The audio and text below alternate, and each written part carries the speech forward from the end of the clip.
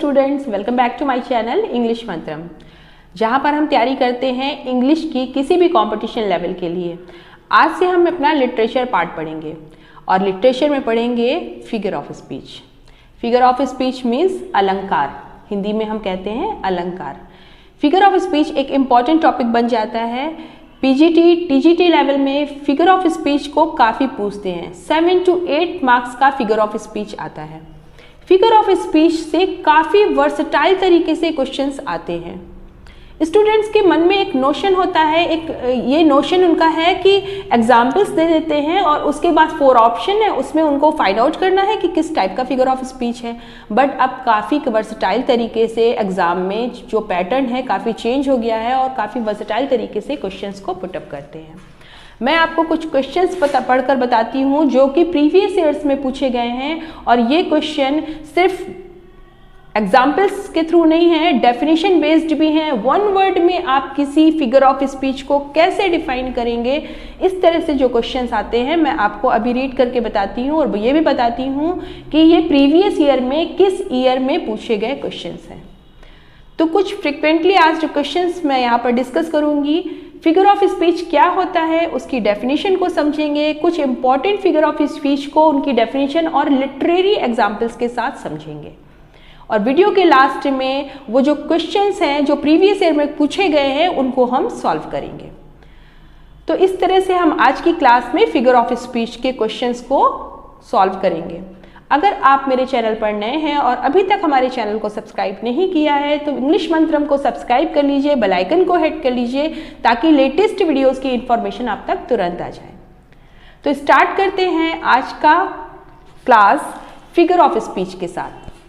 Figure of speech क्या है? अलंकार है।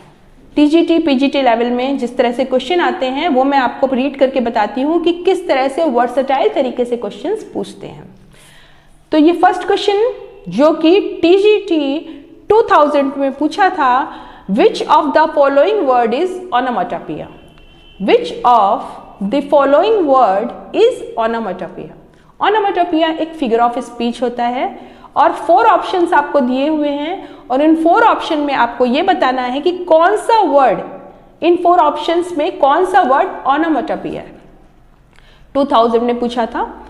First is carry, bear, fear and bug. ये 4 ऑप्शन दिए हैं and out of these 4 words which word is ओनोमेटोपोइया?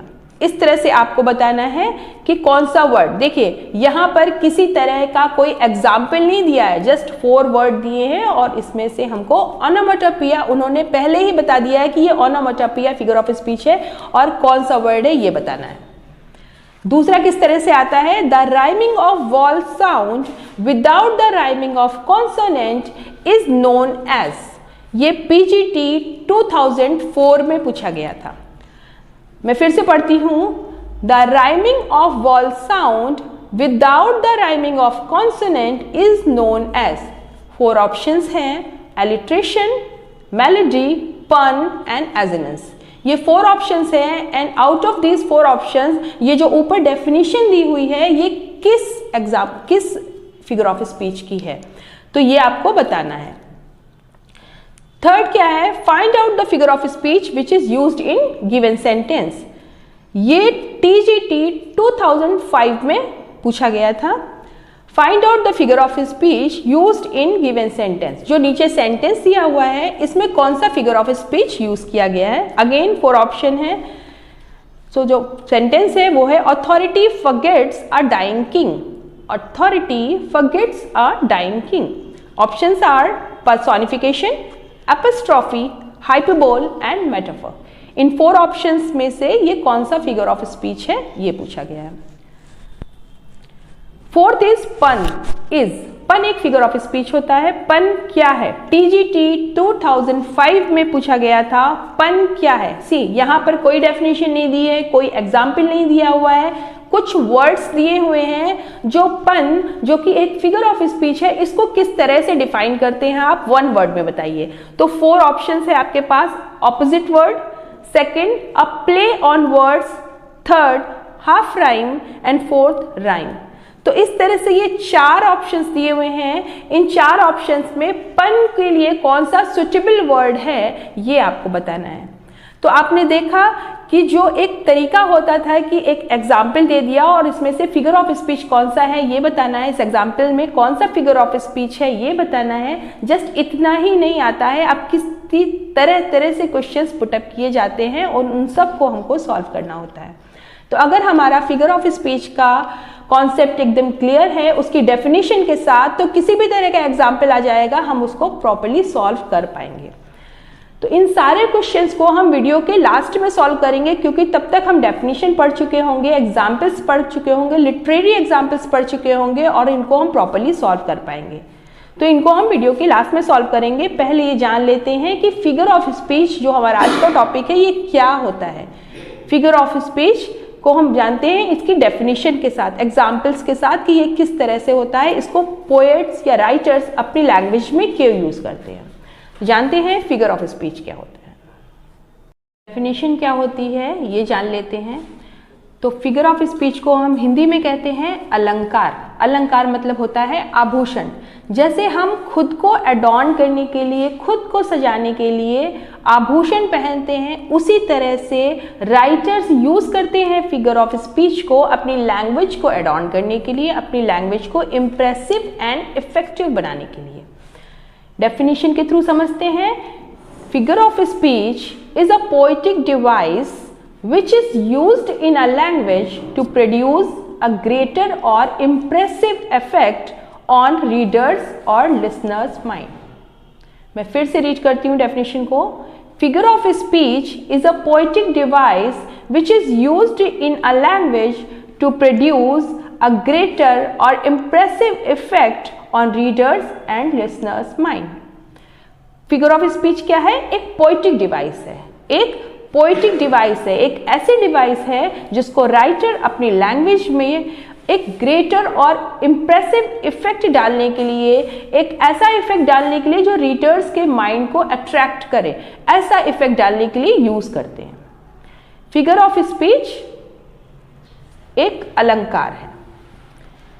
कुछ फिगर ऑफ स्पीच को हम आज पढ़ेंगे। बहुत सारे फिगर ऑफ स्पीच होते हैं इंग्लिश लैंग्वेज में। Well there are hundreds of figure of speech in English language. कुछ हम उसमें से आज यहाँ पर पढ़ेंगे। तो first is alliteration. Alliteration, alliteration को हम हिंदी में कहते हैं अनुप्रास। अनुप्रास अलंकार एलिट्रेशन। एलिट्रेशन एक लैटिन वर्ड है जिसको लैटिन वर्ड लेटरा से लिया गया है, जिसका मतलब होता है लेटर, और लेटर मीन्स होता है वर्ण। सी, अगर हमको एग्जाम्पल के साथ साथ हमको इसकी डेफिनेशन क्लियर है तो एग्जाम्पल कहीं से भी आ जाएगा, हम उसमें से कौन सा फिगर ऑफ स्पीच है ये पता ही कर लेंगे। तो डेफिनेशन बहुत ध्यान से सुनिएगा क्योंकि ये बहुत इंपॉर्टेंट होती है। हमको कॉन्सेप्ट क्लियर होना चाहिए इस टॉपिक पर। तो अनुप्रास अलंकार कहते हैं, अनु मतलब होता है बार बार, अनु मतलब होता है बार बार मीन्स रेपिटेशन, एंड प्राश मीन्स होता है वर्ण, वर्ण या इंग्लिश में बोलते हैं लेटर, बार बार और वर्ण, और इंग्लिश में जाकर ये बना repetition of letter, repetition of letter. अगर हमको इतना ही पता है ना कि एलिट्रेशन का मतलब होता है रेपिटेशन ऑफ लेटर, तो हम इसको सॉल्व कर लेंगे। अब डेफिनेशन के थ्रू समझते हैं। Alliteration is a figure of speech in which some letters और कॉन्सोनेंट साउंड, नोटिस करिएगा कॉन्सोनेंट साउंड है, जस्ट कॉन्सोनेंट नहीं है, consonant sound are used at the beginning of the word. कहां पर यूज किया जाता है? बिगिनिंग ऑफ द वर्ड में, शब्द की शुरुआत में ही यूज किया जाता है। Alliteration is a figure of speech which is used some letter consonant sound are used at the beginning of the word.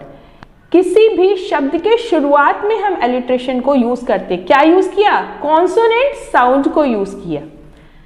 TGT 2005 में और पीजीटी 2013 में ये क्वेश्चन आया था कि एलिट्रेशन की डेफिनेशन पूछी थी, डेफिनेशन दे दी थी और उसके बाद नीचे 4 ऑप्शंस में 4 फिगर ऑफ स्पीच दिए थे और उसमें से आपको बताना था कि ये जो डेफिनेशन है ये किस फिगर ऑफ स्पीच की है। तो डेफिनेशन भी आपको क्लियर होनी चाहिए, राइट? तो क्लियर हो गया कि किसी भी सेंटेंस में जो वर्ड्स यूज किए हैं तो उनका जो पहला वर्ण है या पहला लेटर है उसका रेपिटेशन अगर हुआ है तो वो एलिट्रेशन है। इसको हम टंग ट्विस्टर से भी सीख सकते हैं। जैसे हम टंग ट्विस्टर बोलते हैं, हिंदी में एक फेमस टंग ट्विस्टर है, चंदू के चाचा ने, बहुत खेलते थे हम लोग ये, कि ऐसे बोलो वैसे। तो ये क्या होता था, ये एलिट्रेशन है, ये फिगर ऑफ स्पीच एलिट्रेशन है। तो इस तरह से चा वर्ड का यूज बार बार हुआ है। इंग्लिश में देखते हैं एग्जाम्पल को, a big bully beats a baby boy, a big bully beats a baby boy. यहाँ पर बी वर्ड जो बा है, बा का रेपिटेशन हो रहा है, बा का दोहराव हो रहा है। जितनी बार हम बार देखो, बिग में भी बा आया स्टार्टिंग में, बुली में भी बा स्टार्टिंग में आया, बिग बुली, अगेन बीट्स में भी बा आया, स्टार्टिंग में ही सब में आ रहा है। तो हमारे डेफिनेशन से ये मैच कर रहा है कि स्टार्टिंग में शब्द के शुरुआत में बार बार जिस वर्ड का दोहराव होता है, अगर किसी वर्ड का दोहराव होता है तो वो एलिट्रेशन होता है। Second example is whisper words of wisdom, let it be. Whisper words of wisdom, let it be. यहाँ पर वा का दोहराव बार बार हो रहा है। हर वर्ड में wisdom, whisper, words में वा बार बार आया है, तो यहाँ भी एलिट्रेशन हुआ। एलिट्रेशन के बारे में एक और बात है कि alliteration doesn't depend on letters. Alliteration letter पर डिपेंड नहीं होता है, ये साउंड पर डिपेंड होता है। अगर साउंड मतलब बोलने में वो एक जैसा लग रहा है तो ही वहां पर एलिट्रेशन है। इसको भी देखते हैं एग्जाम्पल के थ्रू।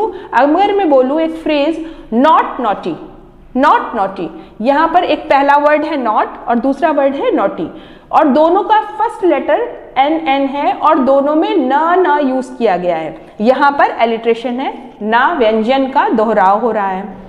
दूसरा फ्रेज है सिगरेट केस। यहां भी आप देखिए जो सिगरेट है उसका फर्स्ट लेटर सी है और केस का भी फर्स्ट लेटर सी है, राइट। लेकिन यहां पर एलिट्रेशन नहीं है। क्यों नहीं है? क्योंकि सिगरेट में और केस में जो कॉन्सोनेंट साउंड निकल कर आ रहा है, ये जो कॉन्सोनेंट साउंड निकल कर आ रहा है वो अलग अलग है, सेम नहीं है। लेकिन नॉट नॉटी में जो साउंड निकल रहा है वो सेम है। तो क्या हमने सीखा कि जो कॉन्सोनेंट साउंड निकल कर आता है वो सेम होना चाहिए, राइटिंग में सेम नहीं होना चाहिए, वो स्पीकिंग में सेम होना चाहिए, राइट। तो एग्जाम्पल हम एक लिटरेचर से ले लेते हैं, और ये जो एग्जाम्पल हमने लिया है ये TGT 2005 में पूछा गया था। एग्जाम्पल क्या है? Rascal rock ran a race round and round the rugged rock. फिर से रीड करती हूँ।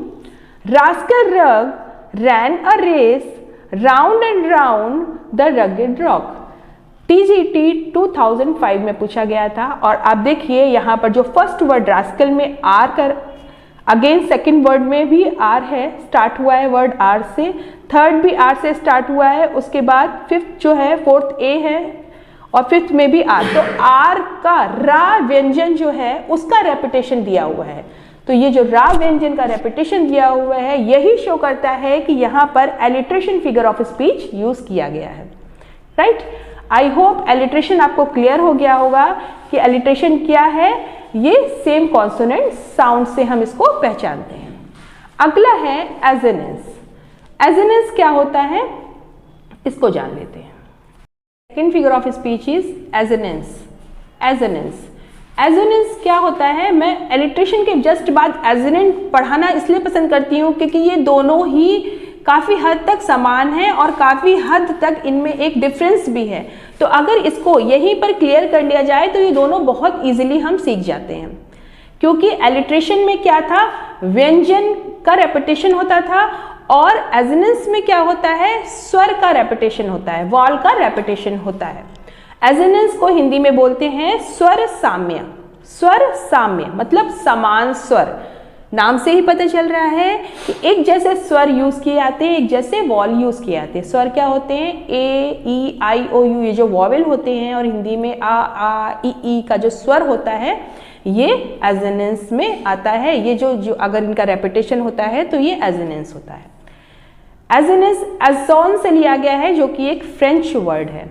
डेफिनेशन क्या है? Assonance is the repetition of wall, ध्यान रखिएगा, repetition of vowel sound in words at the middle of the sentence.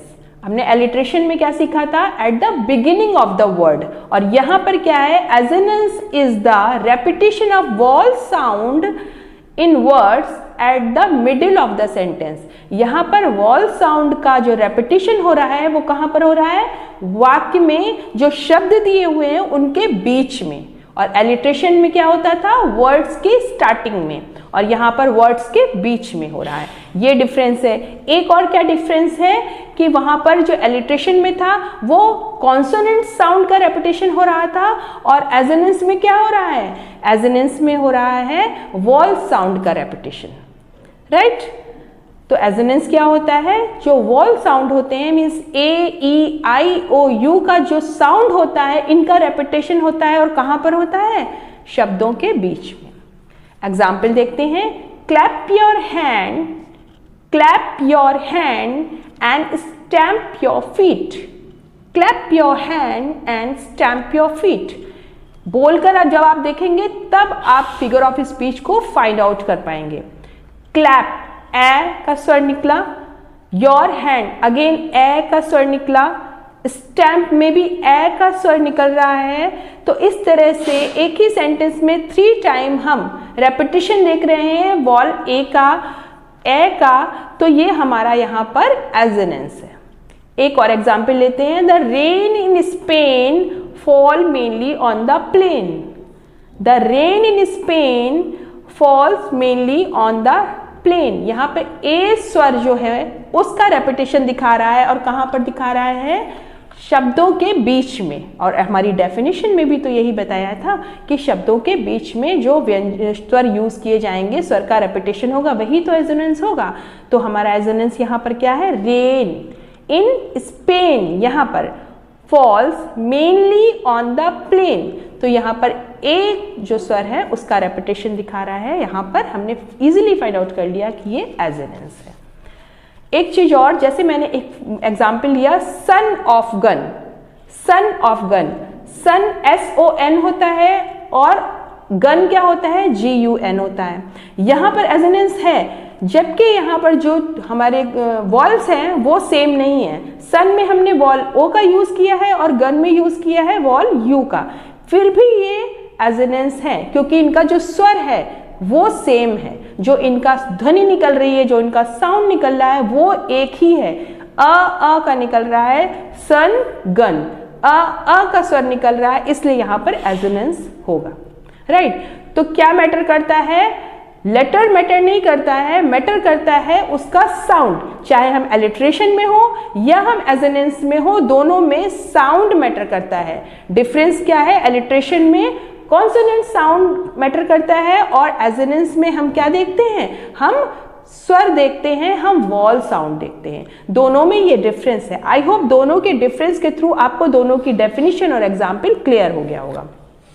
एक example हम एजोनेंस का लिटरेचर से लेते हैं, क्योंकि हमारा ज़्यादातर एग्जाम्पल जो पूछते हैं, जो एग्जाम में आता है PGT या TGT में, वो सबसे ज़्यादा हमारा लिटरेचर से आता है। तो लिटरेचर से हम एक एग्जाम्पल लेते हैं। Once upon a midnight dreary, once upon a midnight dreary, while I pondered weak and weary, while I pondered weak and weary। ये जो एग्जाम्पल है ये लिटरेचर से है और ये PGT 13 में 2013 PGT के एग्जाम में पूछा गया था। फिर से मैं रीड करती हूँ। Once upon a midnight dearie, while I pondered weak and weary। सी, जब एग्जाम में एग्जाम्पल्स आए और एग्जाम्पल से आपको फिगर ऑफ स्पीच के क्वेश्चन आंसर बने, तो आप एक नहीं, दो नहीं, कई बार उसको रीड करके देखिएगा। जितना आप उसको रीड करेंगे ना, आपको उसका कॉन्सेप्ट एकदम क्लियर होता जाएगा कि ये कौन सा फिगर ऑफ स्पीच है, क्योंकि फिगर ऑफ स्पीच वर्क करता है साउंड पर, राइट? तो ये PGT 13 में पूछा गया था। इसको देखिए, आपने यहाँ पर डियरी, ई अ का स्वर निकल रहा है, और अगेन वेरी में भी ई अ का स्वर निकल रहा है। तो ये जो ई अ का स्वर निकल रहा है, यही मिलकर हमारा एजोनेंस बना रहा है, मतलब स्वर साम्य, समान स्वर जिसको बोलते हैं, एजोनेंस फिगर ऑफ स्पीच यहाँ से क्लियर हो रहा है। आई होप आपको एलिट्रेशन और एजोनेंस क्लियर हो गया होगा। मैंने जो लिटरेचर के एग्जाम्पल्स दिए हैं, इनके थ्रू ये क्लियर हो गया होगा। आगे देखते हैं कि नेक्स्ट जो हमारा फिगर ऑफ स्पीच है वो क्या है, उसको पढ़ते हैं उसके एग्जाम्पल्स के थ्रू और लिटरेचर के एग्जाम्पल्स के थ्रू। नेक्स्ट हमारा फिगर ऑफ स्पीच है एपिस्ट्रॉफी। एपिस्ट्रॉफी, एपिस्ट्रॉफी को हिंदी में बोलते हैं संबोधन। संबोधन, एपिस्ट्रॉफी वर्ड ग्रीक वर्ड से लिया गया है, हिंदी में क्या बोलते हैं? संबोधन। देखिए मैंने पहले ही आपको बताया कि अगर आपको पता चल जाएगा ना कि हिंदी में क्या बोलते हैं इसको, मीन्स इस वर्ड का मतलब क्या है, आपको वहीं से 50% प्रॉब्लम आपकी सॉल्व हो जानी है। वहीं से आपको एक आइडिया मिल जाएगा कि इस फिगर ऑफ स्पीच में क्या बताया गया है। डेफिनेशन के थ्रू समझते हैं।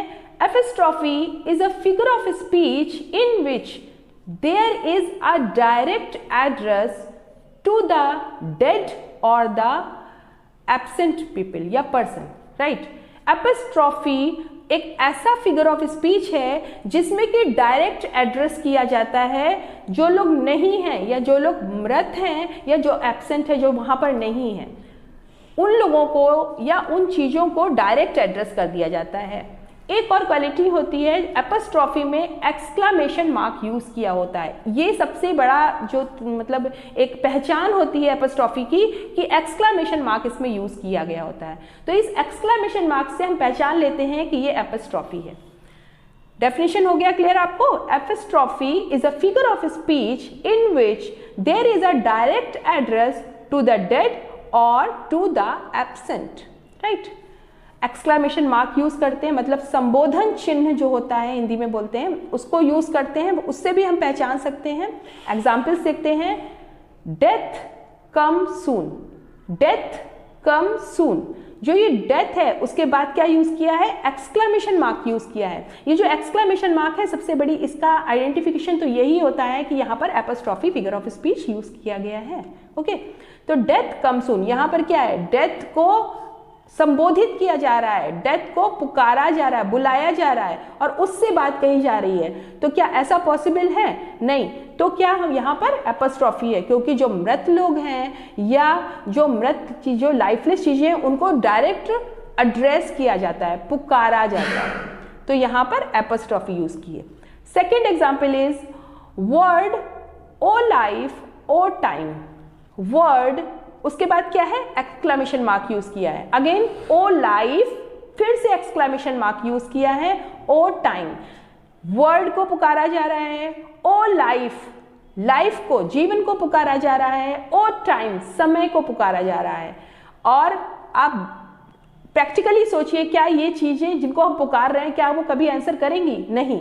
तो इन चीजों को डायरेक्ट एड्रेस किया जा रहा है जो कभी आंसर ही नहीं करेंगी। और साथ में क्या सबसे बड़ा आइडेंटिफिकेशन? एक्सक्लामेशन मार्क यूज किया है। और ये जो अभी एग्जाम्पल मैंने आपको पढ़ा, ये पीजीटी 2009 में आया था और फिर से टीजीटी 2003 में भी आया था। टीजीटी 3 में और पीजीटी 9 में इसको पूछा गया था। तो ये इंपॉर्टेंट है काफी और बहुत इजी भी है फाइंड आउट करना कि एपिस्ट्रॉफी क्या होता है। एक और एग्जाम्पल, थर्ड एग्जाम्पल लेते हैं। Frailty comma frailty the name is women.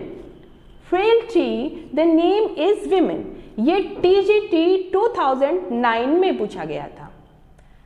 ये भी एक इंपॉर्टेंट एग्जाम्पल है और इस तरह से कई बार पूछे जाते हैं क्वेश्चन। और इसमें भी लास्ट में विमेन के बाद आप देख रहे हैं एक्सक्लामेशन मार्क यूज किया गया है और इस एक्सक्लामेशन से ही हमने पहचान लिया है कि यहाँ पर एपिस्ट्रॉफी है। और अगेन फ्रेलिटी को एड्रेस किया जा रहा है, तो वीकनेस को एड्रेस किया जा रहा है, तो ये क्या है? ये एपिस्ट्रॉफी है। एपिस्ट्रॉफी आई होप आपको क्लियर हो गया होगा। नेक्स्ट फिगर ऑफ स्पीच है पर्सोनिफिकेशन। पर्सोनिफिकेशन, पर्सोनिफिकेशन मतलब होता है हिंदी में मानवीकरण। मानवीकरण मतलब किसी भी चीज को मान लेना, साकार मान लेना, उसका होना, उसका एग्जिस्टेंस मान लेना, मानवीकरण हिंदी में बोलते हैं। इसको कैसे डिफाइन करते हैं? It is a figure of speech in which lifeless object and abstract ideas. Lifeless object वो चीजें जिनमें जान नहीं, जो लिविंग नहीं, abstract ideas are thought as living being, और जिनका कोई रूप नहीं, साकार नहीं, उनको लिविंग बीइंग मान लिया जाता है, उनको जीवित मान लिया जाता है। एपिस्ट्रॉफी और पर्सोनिफिकेशन में ये डिफरेंस होता है। उसमें क्या होता है? डायरेक्ट एड्रेस कर देते हैं, डायरेक्ट बुलाने लग जाते हैं, एड्रेस करते हैं, कॉल करते हैं किसको, लाइफलेस चीज़ों को, लाइक ओ डेथ, ओ लाइफ, ओ टाइम, और साथ में एक्सक्लेमेशन मार्क यूज किया है, एपोस्ट्रॉफी पहचान लिया। इनको कैसे पहचानेंगे, एग्जाम्पल देखते हैं। Opportunity knocks at the door but once, यहाँ पर क्या है, opportunity knocks at the door but once. Opportunity क्या होता है, अवसर, चांस। अपॉर्चुनिटी क्या है, चांस। नॉक्स, नॉक्स माने नॉक करना, खटखटाना। एट द डोर, दरवाजे पर दस्तक देती है, अवसर दरवाजे पर दस्तक देता है, कब, एक बार। तो ये जो है opportunity knocks at the door but once, यहाँ पर क्या अपॉर्चुनिटी कहीं नॉक करती है, लिटरली क्या कहीं अपॉर्चुनिटी अवसर आके दरवाजा खटखटाता है, लेकिन ऐसा हम बोलते हैं कि opportunity knocks at the door. यहाँ पर कोई कॉलिंग नहीं हो रही है, कोई एड्रेस नहीं हो रहा है, लेकिन हमने मान लिया है कि ये जो अपॉर्चुनिटी है ये क्या है, सजीव है, वो नॉक कर रही है, ऐसा हमने मान लिया है। इसीलिए यहाँ पर इसको हम पर्सोनिफिकेशन की तरह फाइंड आउट करते हैं। Opportunity knocks at the door but once, personification है। और आप ध्यान देंगे एपोस्ट्रॉफी और पर्सोनिफिकेशन में डिफरेंस ये है कि वहाँ पर एक्सक्लेमेशन मार्क यूज कर रहे थे और यहाँ पर नहीं किया है, लेकिन हमने मान लिया है कि अपॉर्चुनिटी एक लिविंग थिंग है। अगेन दूसरा एग्जाम्पल देखते हैं, और ये जो एग्जाम्पल है ये इंपॉर्टेंट एग्जाम्पल है क्योंकि ये पीजीटी 2013 में पूछा गया था। Death lays his icy hand on kings, James Shirley की पोएम से लिया गया है। Death lays his icy hands on kings, राजा हो या गरीब हो, अमीर हो या गरीब हो, राजा हो या रंक हो, सबके लिए जो डेथ होती है वो एक समान होती है, वो इक्वल होती है। तो इसी कॉन्टेक्स्ट में इस लाइन का यूज किया है फेमस राइटर जेम्स शेरली ने, और पीजीटी 13 में ये पूछा गया था। Death lays his icy hands on kings means death जो है वो उसने अपने बर्फीले हाथ राजाओं पर रखे विदाउट मर्सी। तो डेथ क्या कोई हाथ रखता है, नहीं रखता है, लेकिन हमने क्या इसको जीवित मान लिया है, इसको सजीव मान लिया है। तो यहाँ पर ये जब हमने डेथ को सजीव मान लिया है तो ये पर्सोनिफिकेशन है। Third example is let not ambition mock their useful toil. Let not ambition mock their useful toil, Thomas Gray की पोएम से लिया गया है एग्जाम्पल। टीजीटी 3 में पूछा गया था, टीजीटी 2003 में ये एग्जाम्पल आया था। बहुत ही इंपॉर्टेंट है और बहुत ही फेमस लाइन्स है थॉमस ग्रे की। Let not ambition mock their useful toil. Elegy written in country churchyard का जो पोएम है उसके स्टेनजा 8 से लिया गया है। बहुत ही प्यारी पोएम है, बहुत ही अच्छी है, थॉमस ग्रे ने लिखी है और 2003 में पूछा गया था, बहुत इंपॉर्टेंट भी है। और यहाँ पर let not ambition mock their useful, ambition को सजीव मान लिया। क्या एम्बिशन सजीव हो सकती है, लेकिन ऐसा मान लिया गया है। तो यहाँ पर भी पर्सोनिफिकेशन है। अभी मैंने आपको बताया कि पर्सोनिफिकेशन में ऐसी चीज़ें जो लाइफलेस होती हैं, एब्स्ट्रैक्ट होती हैं, उनको हम सजीव मान लेते हैं, राइट। तो पुकारते नहीं है, जस्ट मान लेते हैं। एंड एपोस्ट्रॉफी में क्या था, हम उनको पुकारते थे, ओ करके एड्रेस करते थे, एक्सक्लेमेशन मार्क लगाते थे। तो this is the difference between apostrophe and personification. Students बहुत कंफ्यूज होते हैं इन दोनों के बीच में। सबसे बड़ी पहचान होती है एपोस्ट्रॉफी की एक्सक्लेमेशन मार्क। तो इस तरह से आप दोनों को अलग अलग तैयार कर सकते हैं। I hope apostrophe and personification आपको क्लियर हो गया होगा। नेक्स्ट है हमारा पन। पन पन को हम हिंदी में कहते हैं यमक, यमक कहते हैं इसको। पन को हम कहते हैं यमक। पन का एक और वर्ड होता है play on words, play on words. इसको हिंदी में कहते हैं शब्द क्रीड़ा। शब्द क्रीड़ा मतलब होता है शब्दों के साथ खेलना। शब्द, एक शब्द को कई तरह की मीनिंग के साथ बांट देना, उसको वो जो चीज़ें यूज़ की जाती हैं तो वहाँ पर हम इजीली फाइंड आउट करते हैं कि यहाँ पर फिगर ऑफ स्पीच पन यूज़ किया गया है। डेफिनेशन के थ्रू समझेंगे। इसको हम हिंदी में कहते हैं यमक अलंकार। ये कौन सा अलंकार होता है, यमक अलंकार होता है। और इसको क्या कहते हैं, शब्द क्रीड़ा, शब्दों के साथ खेलना। एक और वर्ड मैंने आपको अभी बताया, प्ले ऑन वर्ड्स। इस तरह से क्वेश्चन आता है कि पन को दूसरा क्या वर्ड यूज करते हैं, तो पन को क्या कहते हैं, प्ले ऑन वर्ड्स। ध्यान रखिएगा, ये क्वेश्चन बहुत पूछते हैं। डेफिनेशन क्या है, pun is a play on two different meaning of the same word, एक ही वर्ड को यूज किया है उसको दो अलग अलग मीनिंग के साथ, ठीक है ना। क्या करने के लिए? It is used to put humorous और रिटोरिकल इफेक्ट। ह्यूमरस मतलब हास्य इफेक्ट डालने के लिए एंड रिटोरिकल मतलब अलंकारिक इफेक्ट डालने के लिए हम पन को यूज करते हैं। फिर से मैं पढ़ती हूँ इसकी definition. Pun is a play on two different meaning of the same word. It is used to put a humorous and rhetorical effect, right. देखते हैं इसका एग्जाम्पल क्या है। The tallest building in town is the library. The tallest building in town is the library. It has thousands of stories. It has thousands of stories. यहाँ पर जो ये stories word है ना, यही कई मीनिंग क्रिएट कर रहा है। सी, पहले हम समझते हैं इसका मतलब क्या है। इसका मतलब क्या है? The tallest building in the town, जो टाउन की सबसे टॉलेस्ट बिल्डिंग है, सबसे लंबी बिल्डिंग है, इज द लाइब्रेरी। कौन सी है? Library. It has thousand of stories, इसमें बहुत सारी मतलब हजारों स्टोरीज हैं। अब ये स्टोरी क्या होता है? बात बिल्डिंग की कर रहा है, तो इस स्टोरी में यहाँ पर दो मीनिंग निकल कर आ रहे हैं। पहला STORY, स्टोरी मीन्स कहानी, जिसको इंग्लिश में बोलते हैं TALE, टेल, एंड दूसरा STOREY, story means level of building, level of building. तो दो मतलब निकल कर आ रहे हैं और दोनों यहाँ पर सेट भी हो रहे हैं। The tallest building in town is the library. It has thousand of story.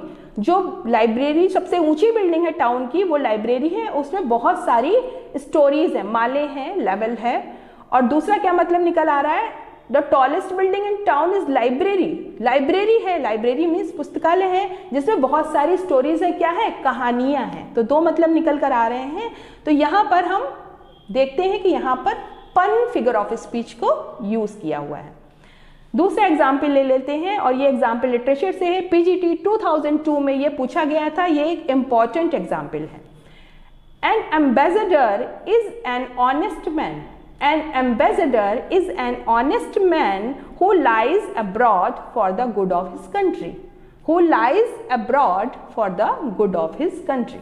यहाँ पर लाइज के दो मीन है। पहला तो झूठ बोलना, दूसरा भ्रमित करना। एक और मीन निकलता है रहना, और तीनों कहीं ना कहीं जगह पर यहाँ पर सेट हो रहे हैं।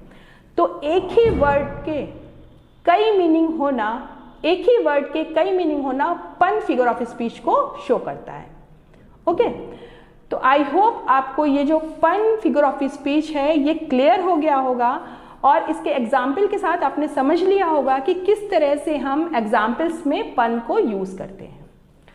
ओके, चलिए, ये सारे figure of speech I hope आपको क्लियर हो गए होंगे। अब मैं आपको उस स्लाइड की तरफ ले चलती हूँ जो हमने वीडियो के स्टार्टिंग में यूज़ की थी, वो स्लाइड पर ले चलते हैं। और उसमें जो हमने शुरू में एग्जाम्पल्स पढ़े थे कि ये जो प्रीवियस ईयर के एग्जाम्पल्स हैं ये बहुत ज़्यादा पूछे जाते हैं, इनको सॉल्व कर लेते हैं। तो हमारा फर्स्ट एग्जाम्पल था, which of the following word is onomatopoeia. Which of the following word is onomatopoeia. नीचे दिए गए जो ऑप्शंस हैं उनमें से ऑनोमेटोपोइया कौन सा वर्ड है? पहला कैरी, दूसरा बियर, तीसरा फियर एंड चौथा बग। PGT 2000 में पूछा गया था। तो इसमें हमारा कैरी मीन्स ले जाना, बियर मीन्स सहना या बर्दाश्त करना, फियर मीन्स होता है भय। तो ये हमारा फोर्थ है bug. Bug is a sound. Bug जो है वो ऑनोमेटोपोइया है। तो हमारा फर्स्ट जो क्वेश्चन है इसका ऑप्शन 4 इज करेक्ट। ऑनोमेटोपोइया का कौन सा है? बग। सेकंड था हमारा, the rhyming of vowel sound without the rhyming of consonant is known as. 4 option दिए हुए हैं, alliteration, melody, pun and assonance. और इन 4 ऑप्शन में से जो हमारा करेक्ट ऑप्शन है वो है एजोनेंस, ऑप्शन 4 एजोनेंस।